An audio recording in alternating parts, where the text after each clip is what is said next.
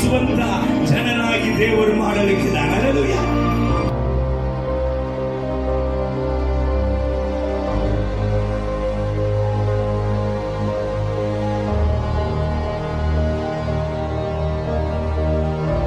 ಜೀವಂದ್ರೆ ಸತ್ತಂತ ಸ್ಥಳದಲ್ಲಿ ಗುಣಗ ಉಸಿರನ್ನ ಉಂಟು ಮಾಡುವಂಥದ್ದು.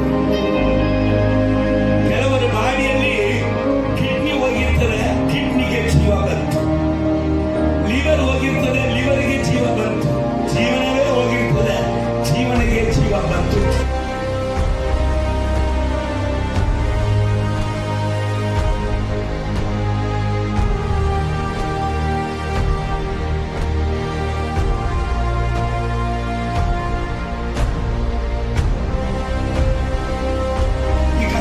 ಮಹಿಮೆ ಏನು ಬಂತು?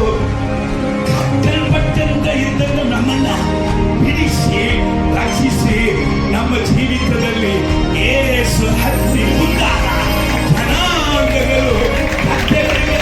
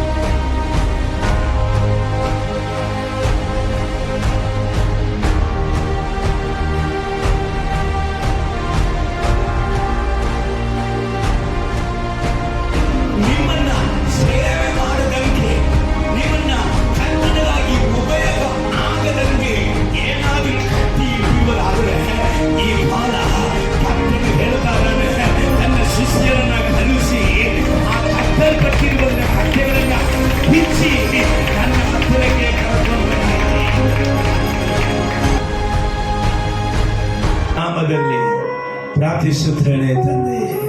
ಆಮೆನ್. ಹಲ್ಲೆಲೂಯಾ. ಈ ದಿನದ ಸಂದೇಶ ಮತ್ತಾಯ ಸುವಾರ್ತೆ 21ನೇ ಅಧ್ಯಾಯವನ್ನ ನಾವು ಧ್ಯಾನ ಮಾಡಲಿಕ್ಕಿದ್ದೇವೆ. 15 ವಾಕ್ಯ ತನಕ.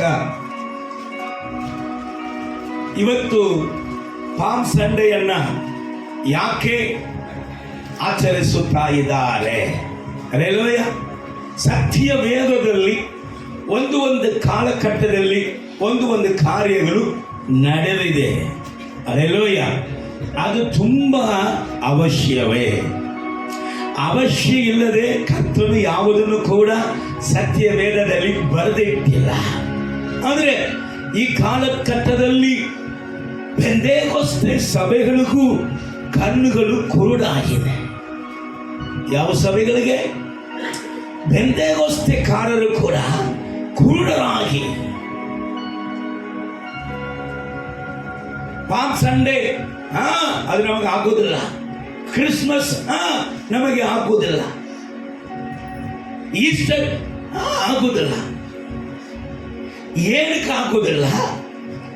ಯಾಕೆ ಆ ಸತ್ಯಗಳು ಬರೆಯಲ್ಪಟ್ಟಿದೆ? ಸತ್ಯ ವೇದ ವಾಕ್ಯವು ಹೇಳುತ್ತಾ ಇದೆ, ಸಮಯ ಸಿಕ್ಕಿದರೂ ಸಿಕ್ಕದೆ ಹೋದರೂ ದೇವರ ವಾಕ್ಯವನ್ನ ಸುವಾರ್ತೆಯನ್ನ ಸಾರದಿದ್ದರೆ ನನಗೆ ಅಯ್ಯೋ. ಸಮಯ ಸಿಕ್ಕಿದರೂ ಕೂಡ ಇವರು ಪದ್ಧತಿಗಳು ಇದು ಸಂಪ್ರದಾಯ ಎಂಬುದಾಗಿ ಹೇಳಿಕೊಂಡು ತನ್ನನ್ನೇ ಕುರುಡು ಮಾಡಿಕೊಳ್ಳುವಂತ ಪೆಂತೆಕೋಸ್ತೆ ಸಭೆಗಳು ಇವತ್ತು ಏರಾಳವಾಗಿ ಎದ್ದಿದೆ. ಇದು ಪದ್ಧತಿ, ಇದು ಸಂಪ್ರದಾಯ ಎಂಬುದಾಗಿ. ಹಲ್ಲೆಲೂಯಾ. Praise the lord. ನಾನು ನಿಮಗೆ ಇದರಲ್ಲಿ ಆಧಾರವನ್ನು ತೋರಿಸಲಿಕ್ಕಿದೆ. Praise the lord. ಹಲ್ಲೆಲೂಯಾ. ನಾವು ಎಚ್ಚರವಾಗಿ ಇರುವಂತ ಕಾಲ. ಹಲ್ಲೆಲೂಯಾ. ನನ್ನ ಮಗ ಪಾಸ್ಟರ್ ಅಭಿಷೇಕ್ ದೇವ ಮಗ, 3ನೇ ಮಗ ಜೋಯಲ್ ಅವನ ಹೆಸರು. ಅವನ್ ಕೇಳಿದ, ಅಪ್ಪ ದೊಡ್ಡಪ್ಪ, ನಾವು ಯಾವ ಡಿನಾಮಿನೇಷನ್ ಅನ್ನ ಸೇರಿದವರು, ನಮ್ಮ ಸಭೆ ಎಂತ ಸಭೆ ಅಂತ ಕೇಳಿದ. ನಾನು ಹೇಳಿದೆ ಬೈಬಲ್ ಸಭೆ ಅಂತ. ಹಲ್ಲೆಲೂಯ. ಏನ್ ಸಭೆ? ಬೈಬಲ್, ಸತ್ಯ ವೇದ, ಅದುವೇ ಮಾರ್ಗ, ಅದುವೇ ಸತ್ಯ, ಅದುವೇ ಜೀವ. ವೇದಕಾರರು ನಾವು. ಯಾರಂತೆ? ಆದಿ ಕಾಲದಲ್ಲಿ ನಮಗೆ ಒಂದು ಹೆಸರು ಉಂಟು, ವೇದಕಾರರು. ವೇದಕಾರನಂತ ಏನರ್ಥ? ಸತ್ಯ ವೇದವನ್ನ ಪಾಲಿಸುವವರು, ಸತ್ಯ ವೇದದಂತೆ ನಡೆಯುವವರು. ಇವರ ಹೆಸರು ವೇದಕಾರರು ಅಂತ ನಮಗೆ ಹೆಸರು ಉಂಟು. ಈಗ ಒಂದೊಂದಿಗೆ ಒಂದೊಂದು ಹೆಸರಿದೆ. ಇಲ್ಲಿ ಗಮನಿಸೋಣ, ಈ ಪಾಮ್ ಸಂಡೇ ನಮಗೆ ಹೇಳುವಂತ ಸಂದೇಶದ ಭಾಗ 4 ವಿಧವಾದ ಕಾರ್ಯಗಳನ್ನ ಇವತ್ತು ದೇವರ ಆತ್ಮನು ನಮ್ಮ ಬಳಿಯಲ್ಲಿ ಮಾತನಾಡಲಿಕ್ಕೆ ಬಯಸುತ್ತಾರೆ. 9ನೇ ವಾಕ್ಯವನ್ನ ಗಮನಿಸೋಣ. 9ನೇ ವಾಕ್ಯ. ಆತನ ಮುಂದೆಯೂ ಹಿಂದೆಯೂ ಹೋಗುತ್ತಿದ್ದ ಜನರ ಸಮೂಹಗಳು, ಆತನ ಮುಂದೆಯೂ ಹಿಂದೆಯೂ ಹೋಗುತ್ತಿದ್ದಂತ ಜನರ ಸಮೂಹಗಳು, ದಾವೀದನ ಕುಮಾರನಿಗೆ ಹೋಸನ್ನ, ದಾವೀದನ ಕುಮಾರನಿಗೆ ಹೋಸನ್ನ, ಕರ್ತನ ಹೆಸರಿನಲ್ಲಿ ಬರುವಾತನು ಧನ್ಯನು, ಕರ್ತನ ಹೆಸರಿನಲ್ಲಿ ಬರುವಾತನು ಧನ್ಯನು, ಮಹೋನ್ನತದಲ್ಲಿ ಹೋಸನ್ನ ಎಂದು ಕೂಗುತ್ತಾ ಹೇಳಿದರು. ಮಹೋನ್ನತದಲ್ಲಿ ಹೋಸನ್ನ ಎಂಬುದಾಗಿ ಕೂಗುತ್ತಾ ಹೇಳಿದರು. ಹಲ್ಲೆಲೂಯ. ದಾವೀದನ ಕುಮಾರನು ಕರ್ತನ ಹೆಸರಿನಲ್ಲಿ ಬರುವಂತ ರಾಜನ ಕರ್ತನು ಯೇಸು ಕ್ರಿಸ್ತನಿಗೆ ಜಯ ಜಯ ಜಯ ಮಹಿಮೆ ಹೋಸನ್ನ ಎಂಬರ. ಹಲ್ಲೆಲೂಯ. ಹಲ್ಲೆಲೂಯ. ಪಕ್ಕದಲ್ಲಿ ಯಾರಾದ್ರೂ ಮಲಗುವುದಾದರೆ ಎಬ್ಬಿಸಿ. ಹಲ್ಲೆಲೂಯ. ನೀ ಹಲ್ಲೆಲೂಯ ಹೇಳುವಾಗ ಕಿವಿಯಾಗ ಹಲ್ಲೆಲೂಯ ಅಂತ ಹೇಳಿ ಈಗ ತಿರುಗಿಕೊಂಡು ಹೇಳಿ, ಅವಾಗಲಾದ್ರೂ ಎಚ್ಚರಾಗಿ ಕೂತ್ಕೊಳ್ಳಿ. ಹಲ್ಲೆಲೂಯ. Praise the Lord. ಕೆಲವರಿಗೆ ಭಾನುವಾರ ಆರಾಧನೆ ಚೆನ್ನಾಗಿ ನಿದ್ದೆ ಮಾಡುವ ಸ್ಥಳ ಆಗ್ಬಿಡ್ತದೆ. ನಿದ್ದೆನೇ ಇಲ್ರಿ, ಇಲ್ಲಿ ಬಂದ್ರು ಅಯ್ಯೋ ಅಯ್ಯೋ ಎಷ್ಟು ಚೆನ್ನಾಗಿ ನಿದ್ದೆ ಬರ್ತದಂತ. ಹಲ್ಲೆಲೂಯ. ಎಚ್ಚರವಾಗಿರುವಂತ ಸ್ಥಳದಲ್ಲಿ ಎಚ್ಚರವಾಗಿರುವುದಿಲ್ಲ, ಮಲಗುವಂತ ಸ್ಥಳದಲ್ಲಿ ಮಲಗುವುದಿಲ್ಲ. ನಮ್ಮ ಮಕ್ಕಳು ಮಲಗುವಂತ ಸಮಯದಲ್ಲಿ ಮಲಗಂಗಿಲ್ಲ, ಎಚ್ಚರವಾಗಿರುವಂತ ಸಮಯದಲ್ಲಿ ಇದು ಏನ್ ಸ್ಪಿರಿಟ್ ಅಂತ ನನಗೂ ಗೊತ್ತಾಗ್ತಾ ಇಲ್ಲ. ಹಲ್ಲೆಲೂಯ. Praise the Lord. ಕರ್ತನ ನಾಮಕ್ಕೆ ಮಹಿಮೆ ಉಂಟಾಗಲಿ. ಸಂದೇಶ ಜೀವ. ವಾಕ್ಯವು ಜೀವವುಳ್ಳದು. ವಾಕ್ಯವು ಎಂಥದ್ದು? ಜೀವ ಅಂದ್ರೆ ಸತ್ತಂತ ಸ್ಥಳದಲ್ಲಿ ಗುಣಗ ಉಸಿರನ್ನ ಉಂಟು ಮಾಡುವಂಥದ್ದು. ಕೆಲವರು ಬಾಡಿಯಲ್ಲಿ ಕಿಡ್ನಿ ಹೋಗಿರ್ತಾರೆ, ಕಿಡ್ನಿಗೆ ಜೀವ ಬಂತು. ಲಿವರ್ ಹೋಗಿರ್ತದೆ, ಲಿವರ್ಗೆ ಜೀವ ಬಂತು. ಜೀವನವೇ ಹೋಗಿರ್ತದೆ, ಜೀವನಿಗೆ ಜೀವ ಬಂತು. ಎಂಥ ಸ್ಥಳದಲ್ಲಿ ನಿಮ್ಮಲ್ಲಿ ಮರಣದ ಕ್ರಿಯೆಗಳು ಆಳ್ವಿಕೆ ಮಾಡಿಕೊಂಡಿದೆಯೋ ಆ ಸ್ಥಳದಲ್ಲಿ ಪುನರುತ್ಥಾನದ ಮಹಿಮೆಯನ್ನ, ಜೀವವನ್ನ ಕೊಡುವಂಥದ್ದು ಕರ್ತನ ವಾಕ್ಯವಾಗಿದೆ. ಕರಗಳ ತಟ್ಟು. ಹಲ್ಲೆಲೂಯ. ಹಲ್ಲೆಲೂಯ. ಕರ್ತನ ನಾಮಕ್ಕೆ ಮಹಿಮೆ ಉಂಟಾಗಲಿ. ಇಲ್ಲಿ ಜನಾಂಗಗಳು ಖುಷಿ ಖುಷಿಯಾಗಿ ಕರ್ತನಿಗೆ ಹೋಸನ್ನ ಎಂಬುದಾಗಿ ಮುಂದೆಯೂ ಹಿಂದೆಯೂ ಹೋಗುತ್ತಾ ಇದ್ದಂತ ಜನ ಸಮೂಹಗಳು ಕರ್ತನನ್ನು ಆರ್ಭಟಿಸುತ್ತಾ ಇದೆ. ಮಹೋನ್ನತದಲ್ಲಿ ಪರಲೋಕದಲ್ಲಿ ಸಂತೋಷ, ಹೋಸನ್ನ, ದೇವರ ಚಿತ್ತವು ನೆರವೇರುತ್ತಾ ಇದೆ ಎಂಬುದಾಗಿ ಆರ್ಭಟಿಸುತ್ತಾ ಇದ್ದಾರೆ. ಮೊದಲನೇ ಪಾಯಿಂಟ್. ಈಗ ಈ ರೀತಿಯಾಗಿ ಆರ್ಭಟಿಸುತ್ತಾ ಇರುವಾಗ ಇವರನ್ನ ತಡೆ ಮಾಡ್ತಾರೆ. ಏನ್ ಮಾಡ್ತಾರೆ? ಈ ಪಾಮ್ ಸಂಡೇ ನಮಗೆ ಹೇಳಿಕೊಡುವಂತ ಮೊದಲನೇ ಕಾರ್ಯ, ಕರ್ತನನ್ನ ಸ್ತುತಿಸುವವರಿಗೆ ತಡೆ ಉಂಟಾಗುತ್ತೆ. ಕರ್ತನನ್ನ ಸ್ತೋತ್ತರಿಸುವವರಿಗೆ, ಹೊಗಳುವವರಿಗೆ, ಕೊಂಡಾಡುವವರಿಗೆ, ಆತನ ನಾಮ ಸ್ಮರಣ ಮಾಡುವವರಿಗೆ ತಡೆ ಮಾಡುತ್ತಾರೆ. ಆದ್ರೆ ಎಲ್ಲಿಯಿಂದ ತಡೆ ಬರಬಾರದು ಅಲ್ಲಿಯಿಂದ ತಡೆ ಬರುತ್ತದೆ. ಗಮನ. ಎಲ್ಲಿಯಿಂದ ತಡೆ ಬರಬಾರದು ಅಲ್ಲಿಂದ ತಡೆ ಬರುತ್ತದೆ. ಈ ಸಂದೇಶದ ಪ್ರಕಾರ ಅನ್ಯರ ಬಳಿಯಿಂದ ತಡೆ ಬಂದ್ರೆ ಅದು ಬೇರೆ.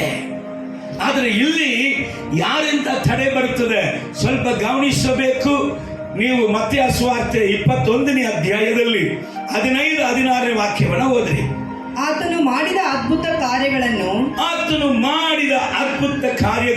ಮತ್ತು ಮಕ್ಕಳು ದೇವಾಲಯದಲ್ಲಿ ದಾವೀದನ ಕುಮಾರನಿಗೆ ಅವನಿಗೆ ಹೊಸ್ಸಾನ ಎಂದು ಕೂಗುವುದನ್ನು ಪ್ರಧಾನ ಯಾಜಕರು ಶಾಸ್ತ್ರಿಗಳು ನೋಡಿ ಕೋಪಗೊಂಡು, ಯಾರಿಗೆ ಸಿಟ್ಟು ಬಂತು? ಪ್ರಧಾನ ಯಾಜಕರು ಶಾಸ್ತ್ರಿಗಳು ಸಿಟ್ಟು ಬಂತು. ಎದಕ್ಕೆ? ಮಕ್ಕಳು ಸ್ತುತಿಸುತ್ತಾ ಇದ್ದಾರೆ, ಮಕ್ಕಳು ಸ್ತೋತ್ತರಿಸುತ್ತಾ ಇದ್ದಾರೆ. ಯಾರನ್ನ? ಆತನನ್ನ ಸೃಷ್ಟಿ ಮಾಡಿದ ದೇವರನ್ನ, ಅವರನ್ನ ರಕ್ಷಿಸಿದಂತ ದೇವರನ್ನ, ಅವರನ್ನ ವಿಮೋಚಿಸಿದಂತ ದೇವರನ್ನ, ಅವರಿಗೆ ಅದ್ಭುತ ಮಾಡಿದಂತ ದೇವರನ್ನ. ಅದ್ಭುತವನ್ನ ಹೊಂದಿಕೊಂಡವರು ಸ್ತುತಿಸುವಾಗ ಇಲ್ಲಿ ತಡೆ, ಇಲ್ಲಿ ಸಿಟ್ಟು ಯಾರಿಗೆ ಬರ್ತದೆ? ಯಾಜಕರಿಗೆ, ಶಾಸ್ತ್ರಿಗಳಿಗೆ ಅಲ್ಲಿ ಸಿಟ್ಟು ಬಂದು ಅವರು ದೇವರ ಬಳಿಯಲ್ಲಿ ಹೇಳ್ತಾರೆ. ಏನಂತ? ಇವರು ಹೇಳುವುದೇನೆಂದು ನೀನು ಕೇಳುತ್ತೀಯೋ ಎಂದು ಕೇಳಿದ್ದಕ್ಕೆ, ಇವರು ಏನು ಹೇಳುತ್ತಾರೆಂದು ನೀವು ಕೇಳುತ್ತೀಯೋ ಎಂಬುದಾಗಿ ಯೇಸುವಿನ ಬಳಿಯಲ್ಲಿ ಕೇಳಿದರಿಗೆ ಯೇಸು ಅವರಿಗೆ ಹೌದು, ಸಣ್ಣ ಮಕ್ಕಳ ಮತ್ತು ಮೊಲೆ ಕೂಸುಗಳ ಬಾಯಿಂದ ನೀನು ಸ್ತೋತ್ರವನ್ನು ಸಿದ್ಧಿಗೆ ತಂದಿದೆ ಎಂಬುದನ್ನು ನೀವು ಎಂದಾದರೂ ಓದಲಿಲ್ಲವೋ ಅಂದನು. ನೀನು ಎಂದಾದರೂ ಓದಲಿಲ್ವಾ? ನಿನಗೆ ಸತ್ಯ ಗೊತ್ತಿಲ್ವಾ? ನಿನಗೆ ಸತ್ಯ ವೇದವನ್ನೇ ಗೊತ್ತಿಲ್ವಾ? ಸೊ ಯಾರಪ್ಪ ತಡೆ ಮಾಡುತ್ತಾರೆ ಅಂದ್ರೆ ವೇದ ಅರಿವಿಲ್ಲದವನು, ಸತ್ಯ ವೇದದ ಜ್ಞಾನ ಇಲ್ಲದವನು, ಸತ್ಯ ವೇದದ ಮೇಲೆ ಎಷ್ಟೋ ಪ್ರೀತಿಯನ್ನು ಇಟ್ಟು ಆಗಲೂ ರಾತ್ರಿ ಅದನ್ನ ಧ್ಯಾನ ಮಾಡಿ ಧನ್ಯನಾಗಿ ಆಗದವನು ತಡೆ ಮಾಡುತ್ತ. ಹಲ್ಲೆಲೂಯಾ. ಸೊ ನಮ್ಮ ಮಗನು ಇಲ್ಲಿ, ಮಕ್ಕಳೆಲ್ಲ ಇಲ್ಲಿ ಸೇವೆ ಮಾಡುವಾಗ, ಮಕ್ಕಳೆಲ್ಲ ಇವತ್ತು ಆರಾಧನೆ ಮಾಡಿದ್ರು. ಸೇವೆ ಮಾಡುವಾಗ ಒಬ್ಬ ಪಾಸ್ಟರ್ ಅವ್ರನ್ನ ಹಿಡಿದು, ಏನ್ ನಿಮ್ ಸಭೆ, ಸಣ್ಣ ಮಕ್ಕಳನ್ನ ಸೇವೆ ಮಾಡಬಹುದಾ? ಯಾರು ಹೇಳಿಕೊಟ್ಟು? ನಿಮಗೆ ಯಾರು ಹೇಳಿಕೊಟ್ಟು? ಈ ರೀತಿಯಾಗಿಲ್ಲ, ಮಾಡಬಾರದು, ನಾವೇ ಮಾಡಬೇಕು, ನೀವೆಲ್ಲ ಮಾಡುವುದಕ್ಕೆ ಯೋಗ್ಯರಲ್ಲ ಅಂತ ಇವರಿಗೆ ಹೇಳಿದ್ದಾರೆ. Hallelujah, praise the Lord. ಯಾರು ಹೇಳಿಕೊಟ್ರಿ ಅಂತ ಹೇಳುವಾಗ ಇವನು ಹೇಳಿದಾನೆ, ಸತ್ಯ ವೇದ ಹೇಳಿಕೊಟ್ಟಿರ್ತಾರೆ. ಹಲ್ಲೆಲೂಯಾ. ಒಂದಾದ್ರೆ ನೀವು ತಿಳಿದಿಲ್ವೋ, ನೀವು ಓದಿಲ್ವೋ? ಯೇಸಪ್ಪ ಹೇಳ್ತಾ ಇದ್ದಾರೆ, ಸಣ್ಣ ಮಕ್ಕಳು ಮೊಳೆ ಕೂಸುಗಳು ನನ್ನನ್ನು ಆರಾಧಿಸುತ್ತದೆ, ನನ್ನ ನಾಮ ಸ್ಮರಣೆಯನ್ನ ಮಾಡುತ್ತದೆ ಅಂತ ನೀವು ಓದಿಲ್ವಾ? ಎಲ್ಲಿ ರವರ ಅಂಡು ಇಲ್ಲ, ಕಂಡು ಇಲ್ಲ. ಹಲ್ಲೆಲೂಯಾ. ಮೊಳೆ ಕೂಸುಗಳು, ಸಣ್ಣ ಮಕ್ಕಳು, ದೊಡ್ಡ ಮಕ್ಕಳು ದೇವರನ್ನ ಸ್ತೋತ್ತರಿಸಿ ತುರಿಸಿ ಆತ್ಮನ ಬಲವನ್ನೆಲ್ಲ ಪ್ರಚಾರ ಮಾಡುವಂತ ಕಾಲ ಇದು. ಹಲ್ಲೆಲೂಯಾ. ಕರ್ತನನ್ನ ಸ್ತುತಿಸುವಂತ ಕಾಲ. ಕರ್ತನು ಹೇಳ್ತಾ ಇದ್ದಾರೆ, ವೇದ ಗೊತ್ತಿಲ್ಲದವನೇ, ವೇದ ತಿಳುವಳಿಕೆ ಇಲ್ಲದವನೇ, ಸತ್ಯದ ವೇದದ ಜ್ಞಾನ ಇಲ್ಲದವನೇ, ಹೋಗಿ ನೋಡು. ನೀನು ಯಾಜಕನಾಗಿದ್ದರೂ ನಿನಗೆ ಸತ್ಯ ಗೊತ್ತಿಲ್ಲ, ನೀನು ಶಾಸ್ತ್ರಿಯಾಗಿದ್ದರೂ ನಿನಗೆ ಸತ್ಯ ಗೊತ್ತಿಲ್ಲ. ಮಾಡಕ್ ಬರುವುದಿಲ್ಲ, ಮಾಡುವುದಿಲ್ಲ, ಮಾಡುವವರನ್ನ ಕಂಡ್ರೆ ಸಿಟ್ಟು. Hallelujah, praise the Lord. ನೋಡಿ, ಇನ್ನೊಂದು ಕಾರ್ಯದಲ್ಲಿ ಲೂಕನ್ ಬರೆದ ಸುವಾರ್ತೆ 19ನೇ ಅಧ್ಯಾಯ 38-39 ಓದ್ರಿ. ಕರ್ತನ ಹೆಸರಿನಲ್ಲಿ ಬರುವ ಅರಸನಿಗೆ ಆಶೀರ್ವಾದ, ಪರಲೋಕದಲ್ಲಿ ಮಂಗಳ, ಮೇಲಿನ ಲೋಕಗಳಲ್ಲಿ ಮಹಿಮೆ ಎಂದು ಮಹಾ ಶಬ್ದದಿಂದ ದೇವರನ್ನು ಕೊಂಡಾಡುವುದಕ್ಕೆ ತೊಡಗಿದರು. ಮಹಾ ಶಬ್ದದಿಂದ ಶಿಷ್ಯರು ದೇವರನ್ನ ಕೊಂಡಾಡುವುದಕ್ಕೆ ತೊಡಗಿದರು. ಹಲೋ ಶಿಷ್ಯರೇ, ದೇವರ ಮಕ್ಕಳೇ, ಮಹಾ ಶಬ್ದದಿಂದ ಹಿಂಗ್ ದೇವರನ್ನ ಪ್ರೇ ಮಾಡ್ತಾರೋ, ಹಿಂಗ್ ದೇವರನ್ನ ಆರಾಧಿಸ್ತಾರೋ, ಡೀಸೆಂಟ್ ಗೊತ್ತಿರೋದು, ಸೈಲೆಂಟ್ ಆಗಿ ಹೇಗೆ ನಿಶಬ್ದವಾಗಿ ಒಂದು ದಿವಸ ಮರುಗಯ ನಿಶಬ್ದ ಆಗ್ಬಿಡ್ತದೆ. ಮಾತಾಡಿದ್ರು ಒಳಗ ಸೈಲೆಂಟ್ ಅಂತ ಹೇಳಿ ಪಾಪಿ ಸೈಲೆಂಟ್ ಆಗ್ಬಿಟ್ಟ. ಮಹಾ ಶಬ್ದದಿಂದ ಶಿಷ್ಯರು ದೇವರನ್ನ ಸ್ತುತಿಸಿ ಅರ್ಪಣಿಸಿ ಕೊಂಡಾಡುತ್ತಾ ಇದ್ದಾಗ ಜನರ ಗುಂಪಿನೊಳಗಿದ್ದ ಪರಿಸಾಯರಲ್ಲಿ ಕೆಲವರು, ಜನರ ಗುಂಪಿನ ಒಳಗಡೆ ಇದ್ದಂತ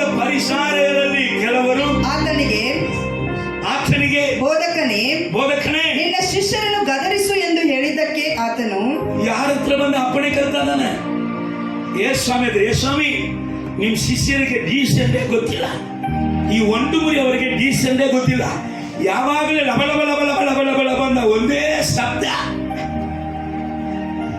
ಹಲ್ಲೆಲೂಯ. ಈ ಹೌಸ್ ಆಫ್ ಪ್ರೇಯರ್ ಅಲ್ಲಿ ಇರುವವರಿಗೆ ಡೀಸೆಂಟೇ ಗೊತ್ತಿಲ್ಲ. ಕಾಮನ್ ಸೈನ್ಸ್, ಕಾಮನ್ ಎನ್ನಬಹುದು ಸೆನ್ಸ್, ಕಾಮನ್ ಸೆನ್ಸೇ ಹೌಸ್ ಆಫ್ ಪ್ರೇಯರ್ಗೆ. ಹಲ್ಲೆಲೂಯ. ಯಾರ ಹತ್ರ ಬಂದು ಏಸ್ವಾಮಿ ಹತ್ರ ಬಂದು ಕಂಪ್ಲೇಂಟ್, ನೋಡ್ರಿ ಕಾಮನ್ ಸೆನ್ಸ್ ಇಲ್ಲ ನಿಮ್ಮ ಮಕ್ಕಳಿಗೆ, ನಿಮ್ಮ ಶಿಷ್ಯರಿಗೆ. ಏಸ್ವಾಮಿ ಅವ್ರಿಗೆ ಏನ್ ಹೇಳಿದ್ರು? ಇವರು ಸುಮ್ಮನಾದರೆ ಈ ಕಲ್ಲುಗಳೇ ಕೂಗುವವು ಎಂದು ಇವರು ಸುಮ್ಮನೆ ಇರುವಂತ ಕಾಲ ಅಲ್ಲ.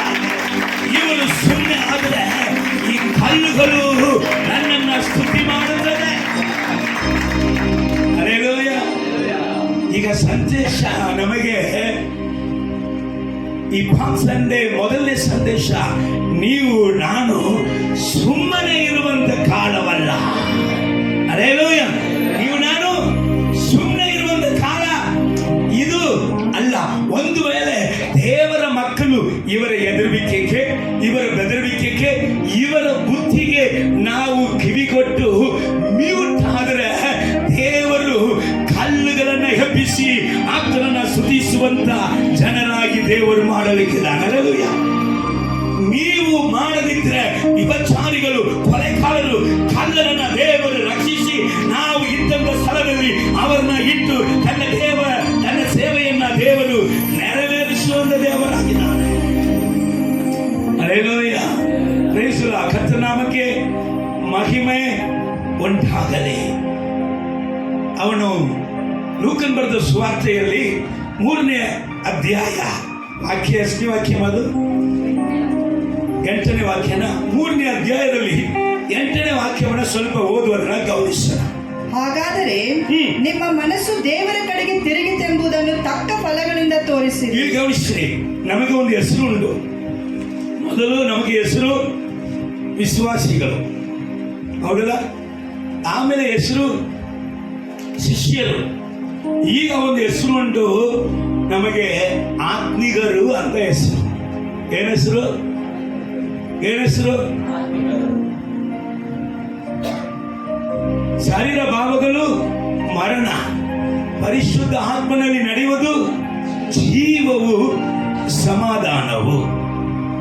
ನೀವು ನಾನು ಆತ್ಮೀಯನಾಗಿರುವುದಾದರೆ, ನೀವು ನಾನು ಪವಿತ್ರಾತ್ಮನ ಭರಿತರಾಗಿ ಇರುವುದಾದರೆ, ಓದಮ್ಮ. ಅಬ್ರಹಾಮನು ನಮಗೆ ಮೂಲ ಪುರುಷನಲ್ಲವೇ ಎಂದು. ಇಲ್ಲ, ಮೊದಲಿನ ಓದಮ್ಮ. ಹಾಗಾದರೆ ನಿಮ್ಮ ಮನಸ್ಸು ದೇವರ ಕಡೆಗೆ ತಿರುಗಿತೆಂಬುದನ್ನು ತಕ್ಕ ಫಲಗಳಿಂದ ತೋರಿಸಿ. ಫಲಗಳಿಂದ ತೋರಿಸ್ಕೊಡ್ಬೇಕು. ಸರ್, ನೀನು ಆತ್ಮಿಗನ? ಅಮ್ಮ, ನೀನು ಆತ್ಮಿಗನ? ತಕ್ಕ ಫಲ, ಆತ್ಮಿಗನಂತೆ ತಕ್ಕ ಫಲಗಳಿಂದ ತೋರಿಸಿಕೊಡಬೇಕು. ಅದನ್ನು ಹೊರತುಪಡಿಸಿ ಬೇರೆ ಯಾವುದೇ ಹೆಮ್ಮೆ, ಬೇರೆ ಯಾವುದೇ ರೀತಿಯಲ್ಲಿ ನಾವು ಒಪ್ಪಿಕೊಂಡ್ರೂ ಉಪಯೋಗಲ್ಲ. ಕೆಳಗೋದಮ್ಮ. ಅಬ್ರಹಾಮನು ನಮಗೆ ಮೂಲ ಪುರುಷನಲ್ಲವೇ ಎಂದು ನಿಮ್ಮೊಳಗೆ ಅಂದುಕೊಳ್ಳುವವರಾಗಿರಬೇಡಿರಿ. ನೀವು ದೇವರಿಗಾಗಿ ಮಾತಾಡದಿದ್ದರೆ ತಕ್ಕ ಫಲದಿಂದ ಕರ್ತನಿಗೆ ತೋರಿಸಿಕೊಡದಿದ್ದರೆ, ಈ ವಾಕ್ಯ ಏನು ಹೇಳಿಕೊಡ್ತಾ ಇದೆ? ನೀವು ಕ್ರೈಸ್ತರು ಎಂಬುದಾಗಿ ಹೇಳಿಕೊಳ್ಳುವರಿಗೆ ನಾಚಿಕೆ ಬರಬೇಕು. ಏನ್ ಬಿಡಬೇಕು? ನಾಚಿಕೆ ಬಿಡಬೇಕು. ಸ್ನಾನಿಕನಾದ ಯೋಗನ ಹೇಳ್ತಾನೆ, ಅಪ್ಪ ತಕ್ಕ ಫಲದಿಂದ ತೋರಿಸಿಕೊಡಿ. ಕ್ರೈಸ್ತನು ಎಂಬುದಾಗಿ ಹೇಳಿದಲ್ಲಿ ಏನು ಉಪಯೋಗಿಲ್ಲ. ತಕ್ಕ ಫಲದಿಂದ ತೋರಿಸಿಕೊಡುವುದಲ್ಲಿಯೇ ಕಾರ್ಯ. Hallelujah, hallelujah, praise the Lord. ಆದ ಕಾರಣ ದೇವಜನವೇ, ದೇವರ ಮಕ್ಕಳೇ, ಈ ಕಾಲ ಎಂತ ಕಾಲ? ನೀನು ನಾನು ಕರ್ತನಿಗಾಗಿ ಬಾಯಿ ತೆರೆಯುವಂತ ಕಾಲ. ಕರ್ತನ ಸ್ತುತಿ ಸ್ತೋತ್ರಗಳನ್ನ, ಕರ್ತನ ಸತ್ಯವನ್ನ ಸಾರುವಂತ ಕಾಲ. ಎರಡನೇದಾಗಿ ಸಂದೇಶ ಹೇಳಿಕೊಡುವಂತ ಕಾರ್ಯಗಳನ್ನ ನಾವು ನೋಡಲಿಕ್ಕಿದ್ದೇವೆ.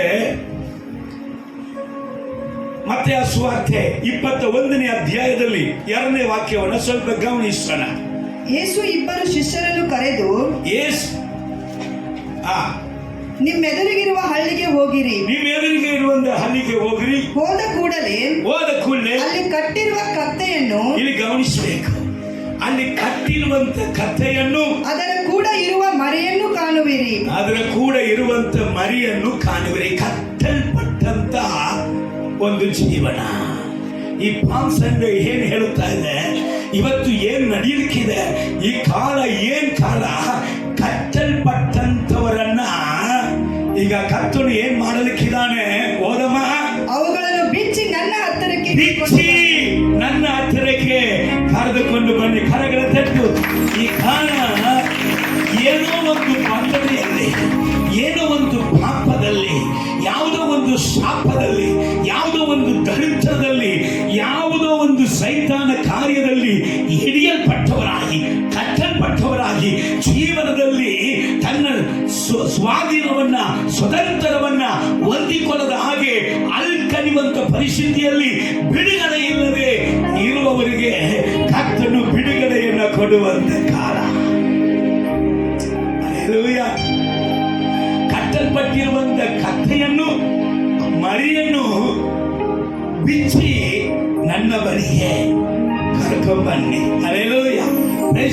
ನಿನ್ನನ್ನು ನನ್ನನ್ನು ಸೇವೆ ಮಾಡದಂಗೆ, ಒಂದು ವೇಳೆ ನಿಮ್ಮನ್ನ ಸೇವೆ ಮಾಡದಂಗೆ, ನಿಮ್ಮನ್ನ ಕರ್ತನಿಗಾಗಿ ಉಪಯೋಗ ಆಗದಂಗೆ ಏನಾದ್ರೂ ಕಟ್ಟಿ ಇಟ್ಟಿರುವುದಾದ್ರೆ, ಈ ಕಾಲ ಕರ್ತನು ಹೇಳ್ತಾ ಇದ್ದಾನೆ, ತನ್ನ ಶಿಷ್ಯರನ್ನ ಕಳುಹಿಸಿ ಆ ಕಟ್ಟಲ್ಪಟ್ಟಿರುವಂತ ಕಟ್ಟೆಗಳನ್ನ ಬಿಚ್ಚಿ ನನ್ನ ಹತ್ತಿರಕ್ಕೆ ಕರೆದುಕೊಂಡ್ಬನ್ನಿ.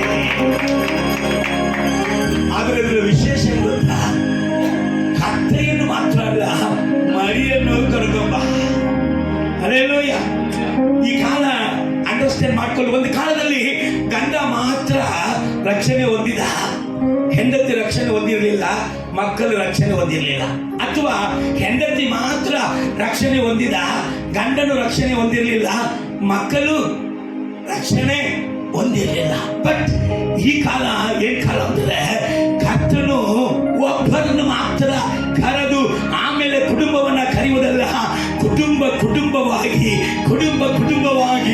ಕರ್ತನು ಆತನ ಬಳಿಯಲ್ಲಿ ತನ್ನ ಜನರನ್ನ ಕರೆದುಕೊಳ್ಳುವಂತ ಕಾಲ. ಕುಟುಂಬವಾಗಿ ರಕ್ಷಣೆ ಹೊಂದುವಂತ ಕಾಲ.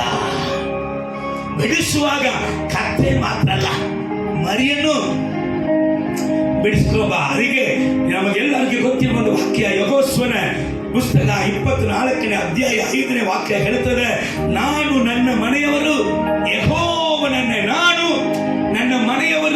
ಯೆಹೋವನನ್ನೇ ಸೇವಿಸುವೆವು. ಅಪೊಸ್ತಲರ ಕೃತ್ಯಗಳು 16ನೇ ಅಧ್ಯಾಯ 31ನೇ ವಾಕ್ಯವನ್ನು ಓದಿ ನೋಡ್ರಿ. ಅಲ್ಲಿ ಆತ್ಮಹತ್ಯೆ ಮಾಡಿಕೊಂಡು ಸಾಯಬೇಕೆಂಬುದಾಗಿ ಇದ್ದಂತ, ದೇವರನ್ನ ಅರಿಯದೇ ಇದ್ದಂತ ಒಂದು ಜೈಲರಾಗಿ ಅಧಿಕಾರಿಯಾಗಿದ್ದಾನೆ. ಅವನ ಕೆಲಸ ಕಾರ್ಯದಲ್ಲಿ ಬಂದಂತ ಪರಿಸ್ಥಿತಿಯಲ್ಲಿ ಆತ್ಮಹತ್ಯೆ ಮಾಡಿಕೊಂಡು ಸಾಯಕ್ಕೆ ಹೋಗುವಾಗ ದೇವರು ಪೌಲನ ಕಳುಹಿಸಿ ಅವನನ್ನ ರಕ್ಷಿಸಿ ಅವನಿಗೆ ಒಂದು ಮಾತು ಹೇಳುತ್ತಾರೆ. ಏನು ಹೇಳ್ತಾ ಇದ್ದಾರೆ?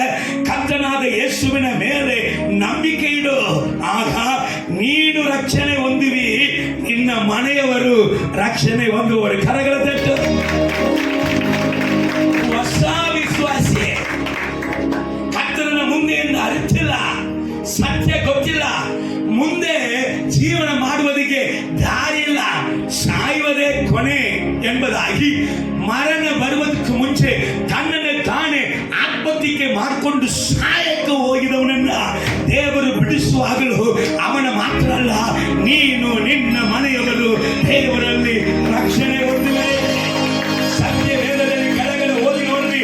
ಆವತ್ತು ರಾತ್ರಿಯೇ ಅವನಿಗೂ ಅವನ ಮನೆಯವರಿಗೂ ಸುವಾರ್ತೆ ಸಾರಲ್ಪಟ್ಟಾಗ ಎಲ್ಲರೂ ರಕ್ಷಣೆ ಹೊಂದಿ ಪೌಲ ಅಪೊಸ್ತಲರ ಕೈಯಿಂದ ಇಡೀ ಕುಟುಂಬವೇ ದೀಕ್ಷೆ ಸ್ನಾನ ಹೊಂದಿಕೊಂಡಿದ್ದು. ಕರಗಡದಟ್ಟು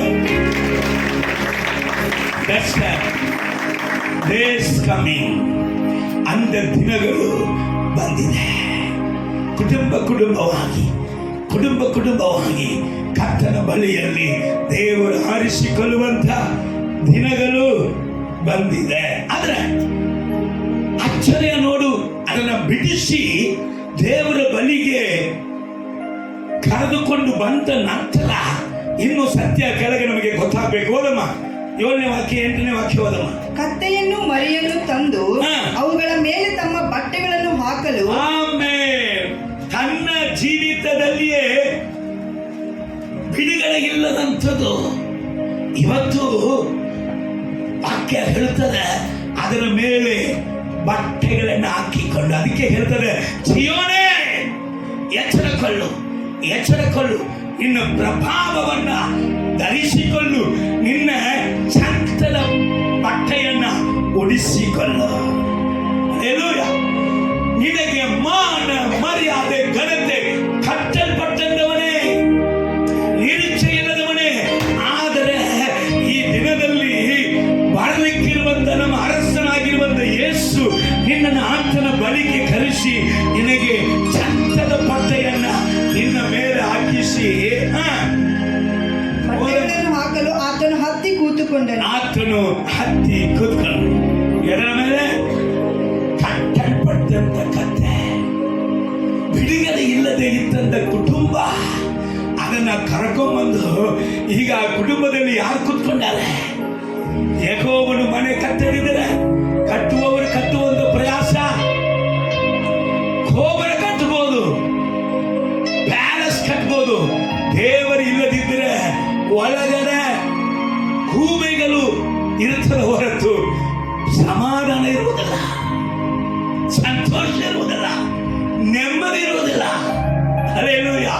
ಯೆಹೋವನ ಕುಟುಂಬವನ್ನ ಕಟ್ಟುವಾಗ ಕಟ್ಟಲ್ಪಟ್ಟಂತ ಕುಟುಂಬ ಬಿಡಿಸಲ್ಪಟ್ಟ ನಂತರ ದೇವರ ಅದರ ಮೇಲೆ ಹತ್ತಿ ಕೊಂದು ಇನ್ನು ಮೇಲೆ ನಾನು ಇದನ್ನು ನಡೆಸುತ್ತೇನೆ. ಹಲ್ಲೆಲೂಯಾ.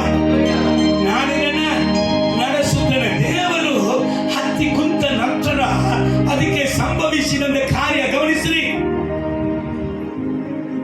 ಓದಮ್ಮ. ಆಗ ಜನರ ಗುಂಪಿನಲ್ಲಿ ಬಹಳ ಮಂದಿ ತಮ್ಮ ಬಟ್ಟೆಗಳನ್ನು ದಾರಿಯಲ್ಲಿ ಹಾಸಿದರು. ಬಹಳ ಮಂದಿ ಬಟ್ಟೆಗಳನ್ನ ದಾರಿಯಲ್ಲಿ ಹಾಸಿದರು. ಬೇರೆ ಕೆಲವರು ರೈಟ್ ಮರಗಳಿಂದ ಚಿಗುರುಗಳನ್ನು ಕೊಯ್ದು ಹಾ. ದಾರಿಯಲ್ಲಿ ಹರಡುತ್ತಿದ್ದರು. ಅದರ ಮೇಲೆ ನಡ್ಕೊಂಡ್ಬರುವರು ಯಾರು? ಯೇಸುವನ್ನ ಹೊತ್ಕೊಂಡಿದ್ದಂತ ಕತ್ತೆಯ ಯಾರೇ ನಡ್ಕೊಂಡ್ಬರ್ತಾರೆ? ಈ ಕತ್ತೆಗಳಿಗೆ ಹಂಗೆ ಮಗಿಮೆ ಉಂಟಾಗಿತ್ತು. ಈ ಕತ್ತೆಗಳು ಎಲ್ಲೆಲ್ಲೋ ಹೋಗಿದ್ರು ಕೂಡ ದೊಡ್ಡ ದೊಡ್ಡ ಶ್ರೀಮಂತನ ಅವನ ಬೆಡ್ರೂಮ್ ಅನ್ನ ನಮಗೆ ಕೊಟ್ಬಿಟ್ಟು, ಅಯ್ಯ ಬೇಡ ಅಯ್ಯ, ನಿಮ್ಮ ಕಂಪನಿಯಲ್ಲಿ ಒಂದು ಮೂಲೆಯಲ್ಲಿ ಇರುವಂತ ರೂಮ್ ಅಲ್ಲಿ ಮಲಗ್ತೀವಿ, ಇಲ್ಲೇ ಅಯ್ಯ ನೀವು ಇಲ್ಲೇ ಮಲಗಬೇಕ. ಹಲ್ಲೆಲೂಯಾ. ಈ ಕತ್ತೆಗಳಿಗೆ ಮಗಿಮೆ ಇಳಿದು ಬಂತು. ಕಟ್ಟಲ್ಪಟ್ಟಂತ ಇದ್ದಂತ ನಮ್ಮನ್ನ ಬಿಡಿಸಿ ರಕ್ಷಿಸಿ ನಮ್ಮ ಜೀವಿತದಲ್ಲಿ ಯೇಸು ಹತ್ತಿ ಕುಂತಾಗ ಜನಾಂಗಗಳು ಕತ್ತೆಗಳಿಗೆ ಯೇಸು ಇಲ್ಲದಂತ ಜೀವಿತದಲ್ಲಿ ಬಿಡುಗಡೆಯನ್ನೇ ಇಲ್ಲ. ಅಂದ್ರೆ ಯೇಸು ಈ ಪಾಂಸಲ್ಲಿ ಏನ್ ಹೇಳ್ತಾರೆ, ನಿನ್ನನ್ನು ಬಿಡಿಸಿದು ಮಾತ್ರ ಅಲ್ಲ, ನಿನ್ನನ್ನು ಮಹಿಮೆ ಪಡಿಸುವಂತ ದೇವರಾಗಿದ್ದಾನೆ. ಕರಗಳ ತಟ್ಟಿ ದೇವರ ನಾಮ. ಕಟ್ಟಲ್ಪಟ್ಟ ಕತ್ತೆಯಾದ ನನ್ನ ಕರಗಳ ತಟ್ಟಿ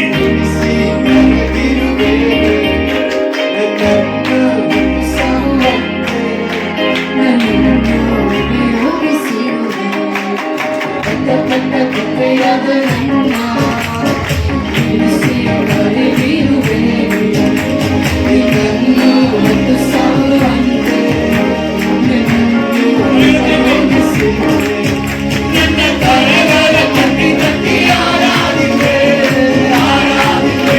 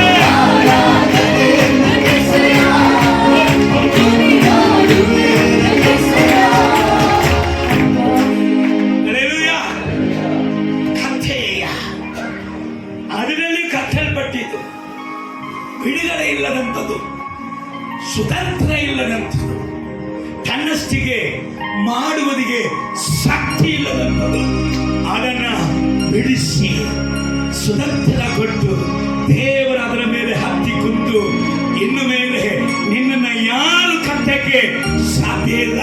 ಇನ್ನು ಮೇಲೆ ನಿನ್ನ ಜೀವಿತದಲ್ಲಿ ಕಟ್ಟಲ್ಪಟ್ಟಂತ ಸ್ಥಿತಿಯಲ್ಲ, ನಿನ್ನ ಜೀವಿತದಲ್ಲಿ ಮಹಿಮೆ ಮಹಿಮೆ ಘನತೆ.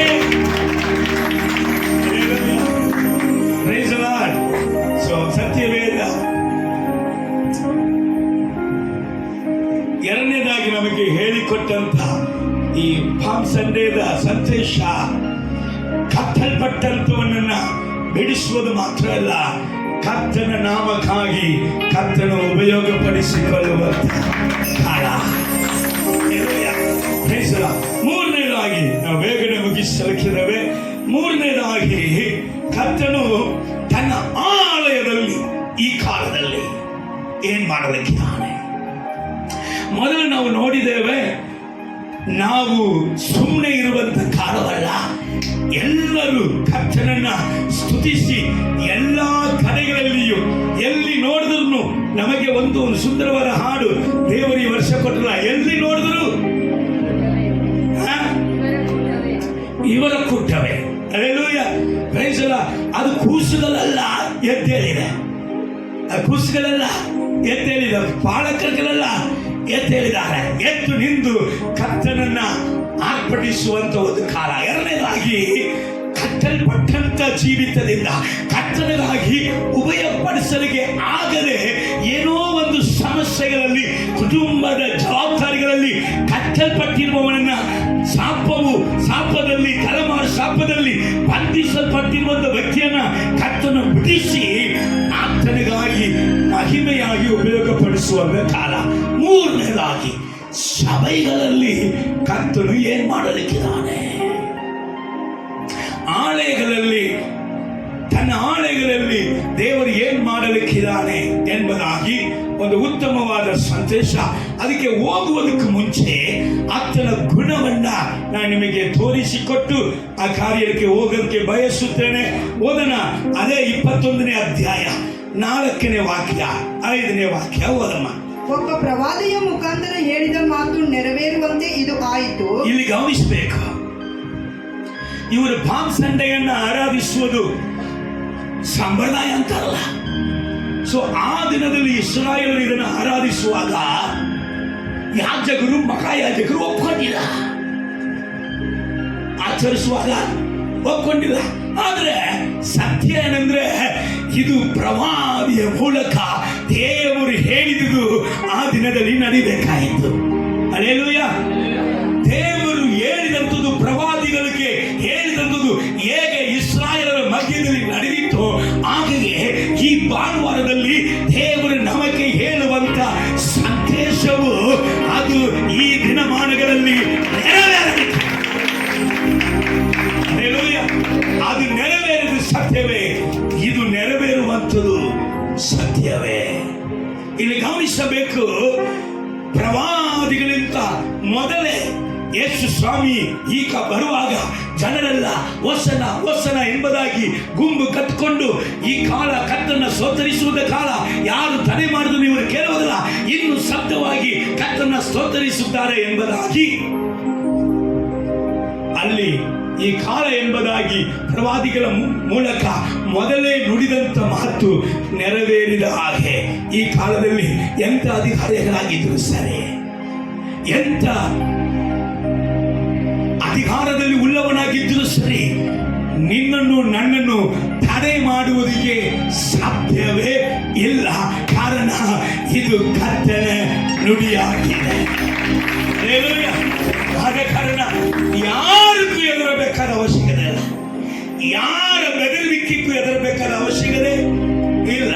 ಇಲ್ಲಿ ನೋಡಿ, ಆದರೆ ದೇವರು ಇವರ ಬಳಿಯಲ್ಲಿ ಶಾಂತ ಸ್ವರೂಪನಾಗಿ ಬರುವುದಕ್ಕೆ ಇಷ್ಟಪಡ್ತಾನೆ. ಸಭೆಯಲ್ಲಿ, ತನ್ನ ಮಕ್ಕಳ ಕುಟುಂಬದಲ್ಲಿ, ಆಲಯಗಳಲ್ಲಿ ಕರ್ತನು ಹೇಗಿರುವುದಕ್ಕೆ ಆಸೆ ಪಡ್ತಾನೆ.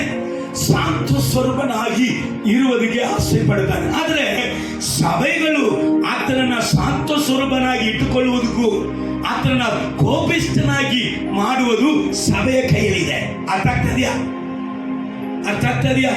ದೇವರು ಶಾಂತನಾಗಿಯೇ ಸಭೆಯಲ್ಲಿ ಇರಬೇಕು ಅಥವಾ ದೇವರು ಕೋಪಿಷ್ಠನಾಗಿ ಸಭೆಯಲ್ಲಿ ಆತನು ಎದ್ದೇಳಬೇಕು? ಇದು ಯಾರ ಕೈಯಲ್ಲಿದೆ? ಸಭೆಯ ಕೈಯಲ್ಲಿ ಇದೆ. ಓದಮ್ಮ ಕಂಟಿನ್ಯೂ ಮಾಡಲು. ಆ ಮಾತು ಏನೆಂದರೆ ಚಿಯೋನ್ ನಗರಿಗೆ ನೋಡು, ನಿನ್ನ ಅರಸು ನಿನ್ನ ಬಳಿಗೆ ಬರುತ್ತಾನೆ. ಆತನು ಶಾಂತ ಗುಣವುಳ್ಳವನಾಗಿಯೂ ಕತ್ತೆಯನ್ನು, ಹೌದು, ಪ್ರಾಯದ ಕತ್ತೆ ಮರಿಯನ್ನು ಹಾಕಿದವನಾಗಿ, ಶಾಂತ ಗುಣವುಳ್ಳವನಾಗಿ ನಿನ್ನ ಬಳಿಯಲ್ಲಿ ಬರ್ತಾನೆ. ಹೌದಲ್ಲ? ಅಂದ್ರೆ ಈಗ ವಾಕ್ಯ ಗಮನಿಸೋಣ. 12ನೇ ವಾಕ್ಯ 13ನೇ ವಾಕ್ಯ ಓದಮ್ಮ. ಬಳಿಕ ಯೇಸು ದೇವಾಲಯಕ್ಕೆ ಹೋಗಿ ಅದರಲ್ಲಿ ಮಾರುವ ಕೊಳ್ಳುವ ಎಲ್ಲರನ್ನು ಹೊರಡಿಸಿಬಿಟ್ಟು ಚಿನಿವಾರನ ಮೇಜುಗಳನ್ನು, ಪಾರಿವಾಳ ಮಾರುವವರ ಕಾಲ್ಮಣೆಗಳನ್ನು ಕೆಡವಿ ಅವರಿಗೆ, ನನ್ನ ಆಲಯವು ಪ್ರಾರ್ಥನಾಲಯವೆನಿಸಿಕೊಳ್ಳುವುದು ಎಂದು ಬರೆದದೆ. ಆದರೆ ನೀವು ಅದನ್ನು ಕಳ್ಳರ ಗವಿ ಮಾಡುತ್ತೀರಿ ಎಂದು ಹೇಳಿದನು. ಈ ಕಾಲ ಕಳ್ಳರನ್ನ ಹೊಡೆದು ಓಡಿಸುವಂತ ಕಾಲ. ದೇವರು ತನ್ನ ಆಲಯಗಳನ್ನ ರಕ್ಷಿಸುವಂತ ಕಾಲ. ಅನೇಕ ಸುಳ್ಳು ಪ್ರವಾದಿಗಳು ದೇವರ ವಾಕ್ಯದಂತೆ ನಡೆಯದೆ ಮನುಷ್ಯನ ಕಟ್ಟಳೆಗಳನ್ನ ಆಲಯದಲ್ಲಿ ಬೋಧಿಸಿ ಮನುಷ್ಯನಿಗೆ ಘನತೆಗಳನ್ನ, ಮರ್ಯಾದೆಗಳನ್ನ, ಮನುಷ್ಯನಿಗೆ ಪ್ರೈಸನ್ನ ಹೊಂದಿಕೊಳ್ಳುವುದಕ್ಕಾಗಿ ತೊಡಗಿಸಿಕೊಂಡಂತ ಸಭೆಗಳು ಅಥವಾ ಸಭೆಯ ಒಳಗಡೆ ಗುಂಪುಗಳನ್ನ ಕಟ್ಟಿಕೊಂಡು ಸಭೆಯ ಒಳಗಡೆ ಪ್ರಾರ್ಥನೆ ಬಿಟ್ಟು ಬೇರೆ ಕಾರ್ಯಗಳನ್ನ ಸಭೆಯ ಒಳಗಡೆ ತರುವಂತ ಗುಂಪುಗಳು, ಕರ್ತನು ಅವರನ್ನ ಸಿಟ್ಟೇರಿದವನಾಗಿ ಹೊತ್ತು ಹೊರಡಿಸುವಂತ ಕಾಲ. ಆಲ್ರೆಡಿ ನಡೀತಾ ಇದೆ. ಅನೇಕ ಕಡೆ ನಡೀತಾ ಇದೆ. ಅನೇಕ ಕಡೆ ಸುಳ್ಳು ಪ್ರವಾದಿ ಯಾರು ಆಕೆ ಹೇಳ್ತಾ ಇತ್ತು, ಇವರು ಕುರಿ ವೇಷ ಹಾಕಿಕೊಂಡಂತ ತೋಳ. ಯಾರಿವರು? ಇವರು ಕುರಿಯಲ್ಲ, ವೇಷ ಹಾಕಿಕೊಂಡಿರುವಂತ ತೋಳಗಳು. ಕರ್ತನ ಅವರ ಮುಖಗಳನ್ನ ಅರಿದು ಅವರು ಯಾರು ಎಂಬುದಾಗಿ ತೋರಿಸುವಂತ ಕಾಲ. ನಿಮಗೊಂದು ಗೊತ್ತಾ? ನಮ್ಮ ಭಾರತ ದೇಶದಲ್ಲಿ ಯೇಸು ಕ್ರಿಸ್ತನ ಶಿಷ್ಯರು ತೋಮಣಿದರ ಇಲ್ಲಿ ಬಂದಾಗ ಸುಮಾರು ನಮ್ಮ ಭಾರತ ದೇಶದ ಇಡೀ ಜನಸಂಖ್ಯೆ ಎಷ್ಟಂದ್ರೆ 43 ಇಂದ 44 ಲಕ್ಷ ಅಂತೆ. 43 ಇಂದ 44 ಲಕ್ಷ ಅಷ್ಟೇ ಅಂತ. ಆದ್ರೆ ತೋಮನು ಸುವಾರ್ತೆಯನ್ನ ಎಷ್ಟು ಜನರಿಗೆ ತಲುಪಿದ್ರು ಅಂದ್ರೆ 38 ಲಕ್ಷ ಜನರಿಗೆ ಸುವಾರ್ತೆಯನ್ನ ತಲುಪಿ 38 ಲಕ್ಷ ಜನ ರಕ್ಷಣೆ ಹೊಂದಿದ್ರಂತೆ. ಭಾರತ ದೇಶದಲ್ಲಿ ಹೆಚ್ಚು ಕಡಿಮೆ ಬರೀ 6 ಲಕ್ಷ ಜನರಿಗೂ ಮಾತ್ರ ಸುವಾರ್ತೆ ತಲುಪಲ್ಪಟ್ಟಿಲ್ಲ. ಮಿಕ್ಕಿದವರು ಎಲ್ಲರೂ ರಕ್ಷಣೆ ಹೊಂದಿದವರೇ. ಹಾಗಾದ್ರೆ ಭಾರತ ದೇಶ ಇವತ್ತು ಎಂತ ದೇಶವಾಗಿರ್ಬೇಕಾಯ್ತು? ಕ್ರೈಸ್ತ ದೇಶವಾಗಿರ್ಬೇಕಾಯ್ತು. ಏನಿರ್ಬೇಕಾಯ್ತು? ಕ್ರೈಸ್ತ ದೇಶವಾಗಿ ಆಗಲೇ ಇವತ್ತು ಮೈನಾರಿಟಿ ದೇಶವಾಗಿ ಇದ್ದಿದ್ದಕ್ಕೆ ಕಾರಣ ಈ ಕಲ್ಲರುಗಳೇ.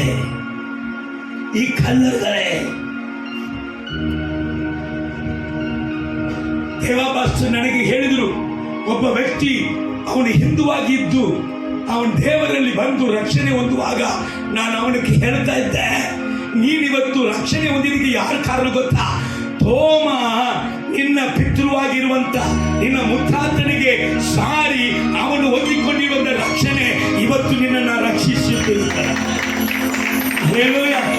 ಈ ಕಾಲ ಪುನಃ ತೋಮನ ಇಟ್ಟುಕೊಂಡು ದೇವರು ಮಾಡಿದ ರೀತಿಯಲ್ಲಿ ಸೈತಾನ ಜನರ ಹೊರತುಪಡಿಸಿ ಇಡೀ ಭಾರತ ದೇಶವು ಕರ್ತನ ದೇಶವಾಗಿ ಬದಲಾಗುವಂತೆ.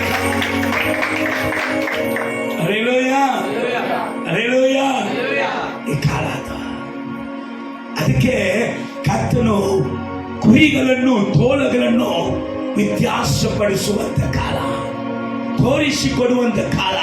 ಇನ್ನು ಮೇಲೆ ಕಲ್ಲರುಗಳಿಗೆ ಸುಖ ಇಲ್ಲ.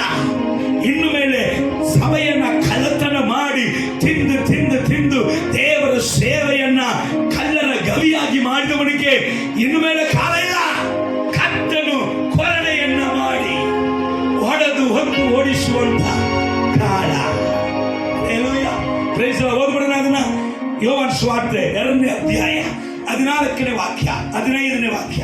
ಅಲ್ಲಿ ದೇವಾಲಯದೊಳಗೆ ದನ ಕುರಿ ಪಾರಿವಾಳ ಮಾರುವವರನ್ನು ಕೂತಿರುವ ಚಿನಿವಾರರನ್ನು ಕಂಡು, ದೇವಾಲಯದಲ್ಲಿ ಹಣ ಕೊಟ್ಟು ಹಣ ತಗೊಳ್ಳುವುದು ಏನ್ ಕೆಲಸ?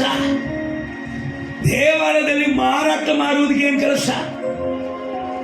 ಮಾರಾಟ ಮಾಡುವುದಕ್ಕೆ ದೇವರ ಆಳೆಯನ್ನು, ಪ್ರಾರ್ಥಿಸುವುದಕ್ಕೆ ದೇವರ ಆಳೆಯನ್ನು. ಸ್ವಾಮಿ ಏನ್ ಹೇಳಿದ್ರು ಸ್ವಲ್ಪ ಗಮನಿಸೋಣ. ಓದಮ್ಮ. ಹಗ್ಗದಿಂದ ಕೊರಡೆ ಮಾಡಿ, ಹಗ್ಗದಿಂದ ಕೊರಡೆ ಮಾಡಿ ಅದರಿಂದ ಕುರಿ ದನ ಸಹಿತ ಎಲ್ಲರನ್ನು ದೇವಾಲಯದ ಹೊರಗೆ ಅಡ್ಡಿ ಶನಿವಾರರ ರೊಕ್ಕವನ್ನು ಚೆಲ್ಲಿ ಮೇಜುಗಳನ್ನು ಕೆಡವಿದನು. ಪಾರಿವಾಳ ಮಾರುವವರಿಗೆ, ಇವುಗಳನ್ನು ಇಲ್ಲಿಂದ ತಕ್ಕೊಂಡು ಹೋಗಿರಿ, ನನ್ನ ತಂದೆಯ ಮನೆಯನ್ನು ಸಂತೆ ಮಾಡಬೇಡಿರಿ ಎಂದು ಹೇಳಿದನು. ನನ್ನ ತಂದೆಯ ಮನೆಯನ್ನ ಸಂತೆ ಮಾಡಬೇಡ. ಹಲ್ಲೆಲೂಯ. ಸೊ ಕರ್ತನು 3ನೇ ಕಾರ್ಯ ಏನ್ ಮಾಡಲಿಕ್ಕಿದ್ದಾನೆ? ಕೆಳಗೋರಮ್ಮ. ಆಗ ನಿನ್ನ ಆಲಯಾಭಿಮಾನವು ಬೆಂಕಿಯಂತೆ ನನ್ನನ್ನು ದಹಿಸುತ್ತದೆ ಎಂದು ಬರೆದ ಮಾತು ಶಿಷ್ಯರ ನೆನಪಿಗೆ ಬಂತು. ಬೆಂಕಿಯಂತೆ ಆಲಯ ಕುರಿತಾದ ವೈರಾಗ್ಯ, ಇದರ ಒಳಗಡೆ ಪ್ರಾರ್ಥನೆ ಪ್ರಾರ್ಥನೆ ಪ್ರಾರ್ಥನೆ ಪ್ರಾರ್ಥನೆ ಪ್ರಾರ್ಥನೆಗಾಗಿ ಗುಂಪುಗಳನ್ನ ದೇವರು ಎಬ್ಬಿಸಿ ದೇವರ ಸೇವೆಗಾಗಿ ಪ್ರಾರ್ಥನೆಗಾಗಿ ಸೇವೆಗಾಗಿ ಪ್ರಾರ್ಥನೆಗಾಗಿ ದರ್ಶನ ಉಳ್ಳವನನ್ನ ಕರ್ತನು ತನ್ನ ಸಭೆಗಳಲ್ಲಿ ಸೇರಿಸುವಂತ ಕಾಲ. ದರ್ಶನ ಇಲ್ಲದವನನ್ನ ಹೊರಡೆ ಮಾಡಿ ಹೊತ್ತು ಓಡಿಸುವಂತ ಕಾಲ. ನಾನು ಈಗ ಹೇಳ್ತೀನಿ, ಅವನನ್ನ ಓಡಿಸುವುದಕ್ಕಿಂತ ಅವನಲ್ಲಿ ಇರುವಂತೆ ಬುದ್ಧಿಯನ್ನು ಓಡಿಸಿ ಅವನನ್ನ ರಕ್ಷಿಸಿಕೊಡದೇವರೇ ಎಂಬುದಾಗಿ ಕೇಳುವುದಕ್ಕೆ ನನಗಾಸೆ. ಇಂಥ ಒಳಸು ಬುದ್ಧಿಯಿಂದ ಅವನು ಬದಲಾಗಿ ಅವನನ್ನು ರಕ್ಷಿಸಿಕೊಡಪ್ಪ. ಸಭೆಯ ಒಳಗಡೆ ಪ್ರಾರ್ಥನೆ, ಸಭೆಯ ಒಳಗಡೆ ದೇವರ ನಾಮ ಮಹಿಮ, ಸಭೆ ಒಳಗಡೆ ಬಂದ್ಬಿಟ್ಟಿದ್ದು ನನಗೆ ಮಾನ, ನನಗೆ ಗೌರವ. ಎಲ್ಲಿದೆ ಸಭೆ ಒಳಗಡೆ? ಸಭೆ ಒಳಗಡೆ ದೇವರಿಗೆ ಮಾತ್ರ ಮಾನ, ದೇವರಿಗೆ ಮಾತ್ರ ಘನತೆ, ದೇವರಿಗೆ ಮಾತ್ರ ಮಹಿಮೆ. ಮನುಷ್ಯರನ್ನ ಪ್ರೈಸ್ ಮಾಡುವಂಥದ್ದು ಸಭೆಯ ಒಳಗಡೆ ಅದು ಇರಲೇಬಾರದು. ಅಂತ ಕ್ರಿಯೆಗಳು ನಾಶವಾಗಬೇಕು. ಅದುವೇ ವೈರಾಗ್ಯ. ಆ ವೈರಾಗ್ಯ ನಿನ್ನಲ್ಲಿ ನನ್ನಲ್ಲಿ ಇಲ್ಲದಿದ್ರೆ ಸಭೆಯಲ್ಲಿ ನನ್ನ ಒಳಗಡೆ ಕಟ್ಟನ ಬೆಂಕಿ ಉರಿತಾ ಇಲ್ಲ ಅಂತ ಅರ್ಥ. ಸಭೆಯ ಒಳಗಡೆ ಚರ್ಚಿಗೆ ದರ್ಶನಿಗೆ ವಿರುದ್ಧವಾದ ಕಾರ್ಯಗಳು ಬರ್ತದ, ನೀನ್ ಬಿಡಬಾರ್ದು ಅದನ್ನ. ನಿನ್ನಲ್ಲಿ ಕ್ರಿಸ್ತನ ಆತ್ಮನ ಇರುವುದಾದರೆ ಸಭೆಗಳಲ್ಲಿ ಬರ್ತದ. ಮೊಣಕಾಲು ಹಾಕಿ ಪ್ರಾರ್ಥನೆ ಮಾಡಬೇಕು. ಸಭೆಗಳು ಯಾವನು ರೊಕ್ಕ ಕೊಟ್ಟು ಸಂಪಾದನೆ ಮಾಡಿದಲ್ಲ, ಏಸು ರೊಕ್ಕ ಕೊಟ್ಟು ಸಂಪಾದನೆ ಮಾಡಿದಂದ್ರೆ ಸಭೆ ಎಂಥ ಚರ್ಚಾಗಿರಲಿ, ಆ ಸಭೆಗಾಗಿ ಮೊಣಕಾಲು ಊರಿ ಹೋರಾಡುವಂಥದ್ದು ನನ್ನ ಮೇಲೆ ಇರುವಂತ ಕರ್ತವ್ಯ. ಹಲ್ಲೆಲೂಯಾ. ಕರ್ತನು ಹೇಳ್ತಾ ಇದ್ದಾನೆ, ನೀನು ಆಳೆಯ ಕುರಿತಾದ ವೈರಾಗ್ಯ, ಅಗ್ನಿ ಬೆಂಕಿ ನನ್ನಲ್ಲಿ ಉರಿತಾ ಇತ್ತು. ಈ ಕಾಲ ಏನ್ ಕಾಲ ರೀ? ಕರ್ತನ ವೈರಾಗ್ಯ. ಕರ್ತನ ವೈರಾಗ್ಯ ಆಲಯವನ್ನ ಶುದ್ಧೀಕರಿಸಿ ದೇವ ತಿಟ್ಟಕ್ಕೆ, ದೇವ ತೀರ್ಮಾನಕ್ಕೆ, ದೇವ ದರ್ಶನಕ್ಕೆ ನೇರಾಗಿ ಒಂದು ಗುಂಪನ್ನ ಕರ್ತನ ಜನಾಂಗಗಳನ್ನ ಕರ್ತನ ಎಬ್ಬಿಸುವಂತ ಕಾಲ. ಕೊನೆಯಾಗಿ ನಾನು ಮಾತಾಡಿ ಮುಗಿಸಲಿಕ್ಕೆ ಬಯಸುತ್ತೇನೆ. ಮತ್ತಾಯ ಸುವಾರ್ತೆ 21:14. ಆಗ ಕುರುಡರು ಕುಂಟರು ದೇವಾಲಯದಲ್ಲಿ ಆತನ ಬಳಿಗೆ ಬರಲು ಅವರನ್ನು ಸ್ವಸ್ಥ ಮಾಡಿ. ಹಲ್ಲೆಲೂಯಾ ಹೇಳಿ, ಹಲ್ಲೆಲೂಯಾ ಹೇಳಿ. ಏನ್ ಕಾಲ ಇದು? ಅದ್ಭುತವು ಬಲಿಷ್ಠವಾಗಿ ನಡೆಯುವಂತ ಕಾಲ. ಕರಗಳ ತಟ್ಟು ಯೇಸುವಿನ ನಾಮದಲ್ಲಿ ಮಳೆ ಕುಸಿದಲ್ಲಿ ಹೋಗಿ ಸುವಾರ್ತೆ ಸಾರುವಾಗ, ಇಲ್ಲೇ ಸಣ್ಣ ಪುಟಾಣಿ ಮಕ್ಕಳು ಹೋಗಿ ಸುವಾರ್ತೆ ಸಾರುವಾಗ, ಹೆಣ್ಣು ಮಕ್ಕಳು ಹೋಗಿ ಸುವಾರ್ತೆ ಸಾರುವಾಗ, ಯವನಸ್ಥರು ಹೋಗಿ ಸಾರುವಾಗ, ದೊಡ್ಡ ದೊಡ್ಡ ಅಣ್ಣಂದಿರು ಹೋಗಿ ಸಾರುವಾಗ, ಅಮ್ಮಂದಿರು ಅಪ್ಪಂದಿರು ಹೋಗಿ ಸಾರುವಾಗ, ಕರ್ತನ ಅದ್ಭುತ ಮಹಿಮೆಯಾಗಿ ನಿಮ್ಮ ಕೈಗಳಿಂದ ಅದ್ಭುತ ಸೂಚಕ ಕಾರ್ಯಗಳನ್ನು ದೇವರು ನಡೆಸುವಂತೆ. ಡೇಸ್ ಅದ್ಭುತಗಳು ಸತ್ಯ ಸೇವೆಯಲ್ಲಿ ಬಲಿಷ್ಠವಾಗಿ ನಡೆಯುವಂತ ಕಾಲ. ನಂಬುವರು ಮಾತ್ರ ಕಂಡು ಮುಚ್ಚುತ್ತಾರೆ. ಈ ಸತ್ಯ